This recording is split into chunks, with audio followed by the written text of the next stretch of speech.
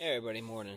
This is Jordan with Lone Pine Survival. Welcome back. So today I thought we would start with what equipment we should bring with us on a trek into the woods. So say you're just going out there for a day hike, whether you're hunting, camping, fishing, whatever it's going to be.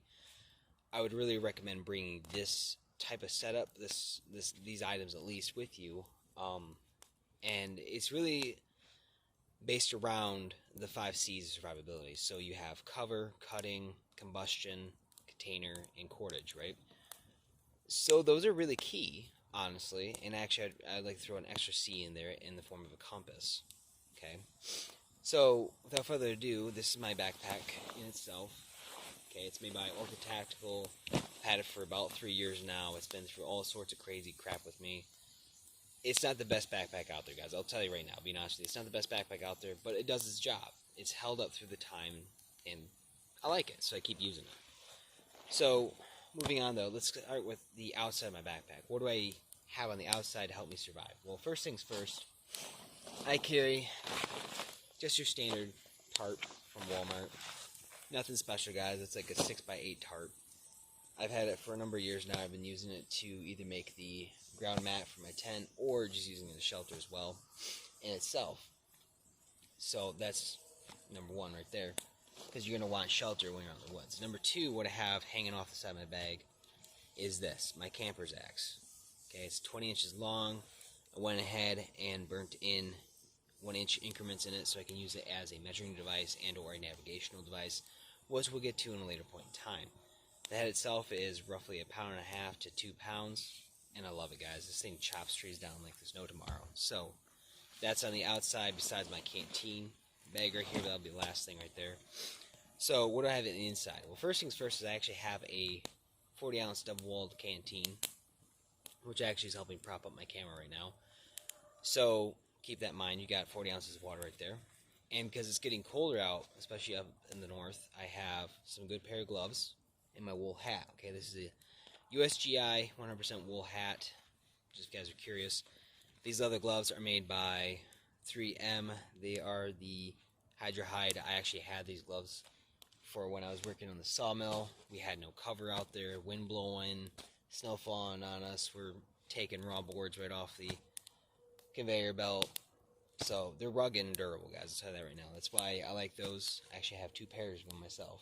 So speaking of cold, now everybody who has been in the outside world during winter knows, hey, you burn through a lot of food because you burn through a lot of calories trying to stay warm in itself. So what I usually carry in my bag, which I don't have right now because we kind of ate through it, is usually 2 pounds of some kind of trail mix, along with some kind of jerk meat, usually a pound, pound and a half of that, and usually some dried fruit as well. That's what I usually carry with me. Now, if I'm also going camping, like I plan on doing with my older 2 kids tonight, is I'm going to bring some canned chili mix. I like this chili mix. It's the white chicken chili with beans, if you guys are curious about it. I like it a lot. It tastes pretty good. So that's in there as well. But you're going to want some kind of food items with you, because I know a lot of people go in the woods go, oh, I'm just going to be Billy B.A. and I'm going to, live off the land. Well, you're going to the animals' homes. They're going to know you're there before you know they're there. So kind of get ready for that. So moving on, though. So here I have my medical kit. This actually has the option of being inside my bag or on the outside on this side if you need more room in your bag. Say you want to carry a blanket or something, some extra clothes perhaps. There you go. It's pretty much an EMT rip away pouch, guys. I don't remember who made this one per se, but I know from Fox to Condor to really expensive brands down to like lower end stuff, they all make the same dang pouch, guys, honestly. But this has bleeding stop capabilities, it's got pain medication, it's got airway management, it's got pretty much BLS stuff in here, essentially. So moving on from that, I did have my smaller pair of binoculars in there. Why binoculars? Because if it truly is a grid down situation, or craps the fans like to say, I like the ability to sit there from a wood line and kind of check out whatever area I'm planning to cross or whatever area I'm planning to go to. I like to scout out the area first, and having a pair of binoculars or a monocle with you is better than nothing. And I might even add in there, if you can afford it, get a thermal monocle to put in your backpack as well, so that way you can see at night if you need to be, anything around you in the bush or anything in an area that you're having interest in. So moving on from there, there's a little pouch in here, guys. I throw some stuff in here as well. A compass. This is the MC2, Sensu2 MC2. Love this compass. We're going to have a lot of fun with this, guys. I'm going to do some videos on this as well while using it. No, it did not come with a pouch. That's actually just a compass pouch from an Army surplus store. Still, either way, love this compass. Has yet to do me wrong. I have a state road map. It's up to date.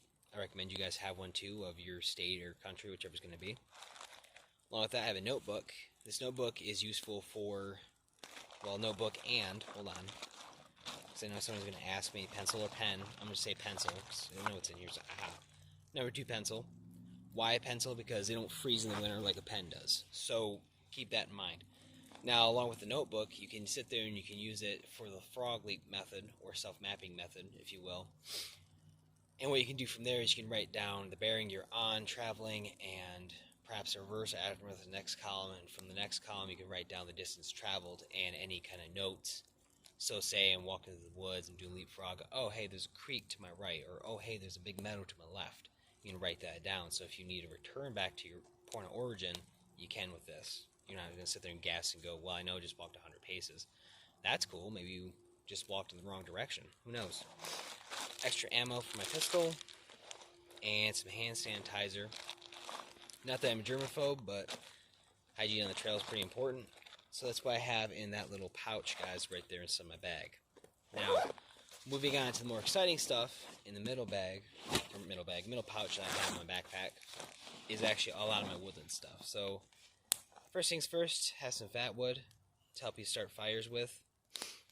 You can either shave some stuff off this, and you can get a good fire going with that with fat wood. Love fat wood. Tobacco pipe pouch. Don't really need that, but I like my tobacco pipe, so I carry it with me everywhere. I do have this, and this is what I want parents who are watching this pay attention to this, because this is a good tip for you guys too. Basically what this is a dog vest for hunting. When I was doing bird hunting, not really my fancy anymore, so I don't really do it. But I tied some 550 cord to the end of this. That way I can throw this up in a tree as high as I can get it.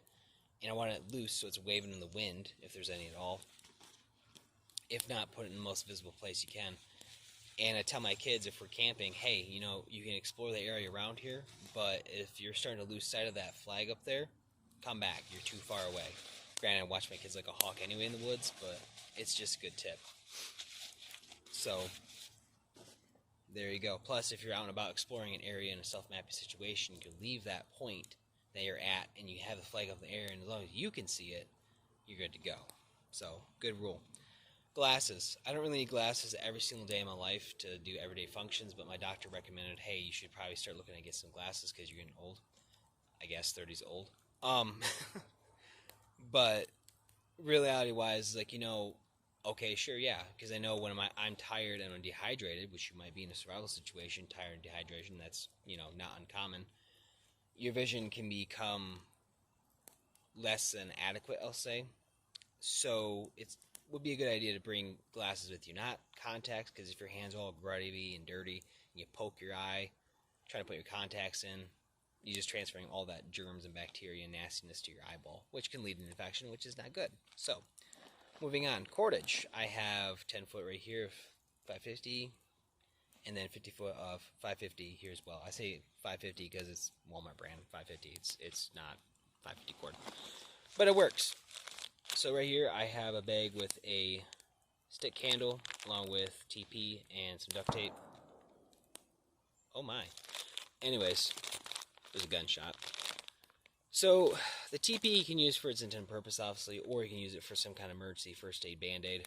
And the pillar, oh my god, I keep saying pillar, excuse me, the candlestick here, that can be used to start a fire, per se, because say you have less than ideal bird nest material going on there, and it's, say, decently damp or moist, right? Instead of wasting your big lighter and the fuel in there on that, you just light your candle, conserve your lighter, and let the candle do the work for you of heating that up and drying it out and evaporating the water, and eventually, hopefully, catching fire, and you can build a fire using this instead of your lighter.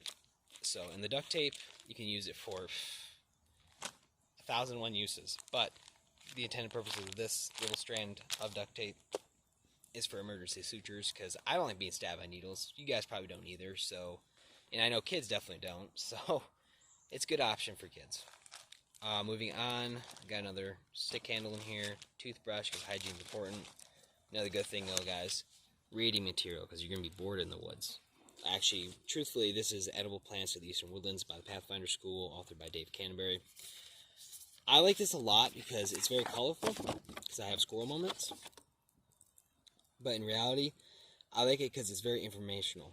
Okay, so it tells you edible plants, edible nuts, edible berries, what to look for, what to avoid, what season they grow, and what environment they grow in. So it's not a bunch of plants, it's just very common plants in the Eastern Woodlands that you can find readily available to you in their time of season. So good thing to have, some kind of edible plants book for you in your environment, wherever you guys are from. So another thing is this, though, going back to the 5C's cutting device, right? It's a Fiskars folding saw. I've had this for like 2 years, guys. It has yet to fail me. It's good quality, I'll say that. Is it the best out there? Absolutely not. Is it the worst out there? Absolutely not.